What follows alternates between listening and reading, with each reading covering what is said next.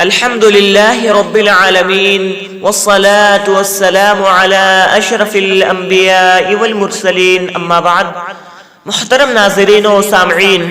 ناخوشگوار اور دکھ بھری زندگی کے اسباب میں سے ایک اہم سبب زندگی کے فارغ اوقات کو بے مقصد بلکہ نقصان دہ چیزوں میں ضائع کرنا ہے۔ مثلا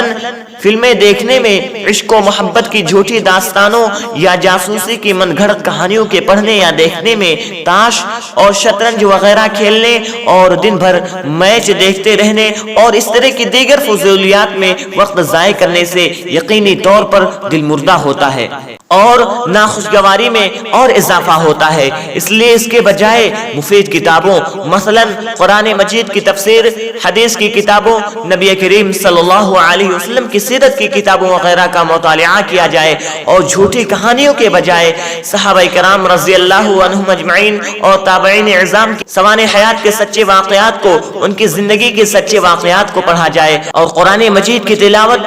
اور فائدہ مند لیکچرز اور علماء کی تقاریر کو سنا جائے تو اس سے یقیناً اللہ تعالیٰ بندے مومن کی زندگی کو بابرکت بنا دیتا ہے اور اسے پریشانیوں سے نجات دیتا ہے۔ محترم ناظرین، فارغ وقت اللہ تعالیٰ کی ایک نعمت ہے جس کی قدر و منزلت سے بہت سارے لوگ غافل رہتے ہیں، جیسا کہ رسول اللہ صلی اللہ علیہ وسلم کا ارشاد گرامی ہے، صحیح بخاری کی روایت ہے، حدیث نمبر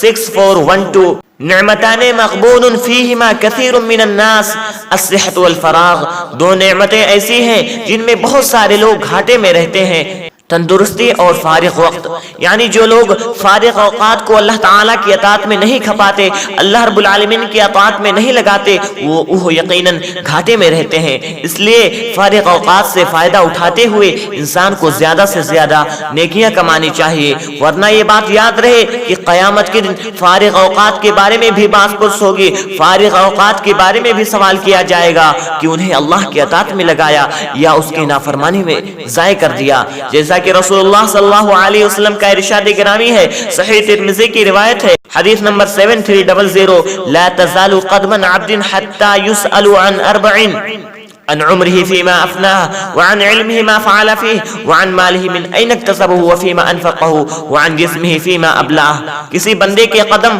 اس وقت تک نہیں ہل سکیں گے جب تک اس سے 4 سوالات نہیں کر لیے جائیں۔ اس نے اپنی عمر کو کس چیز میں ختم کیا، اپنے علم پر کہاں تک عمل کیا، اور اس نے اپنا مال کہاں سے کمایا اور کس چیز میں خرچ کیا، اور اس نے اپنے جسم کو کس چیز میں بوسیدہ رکھا۔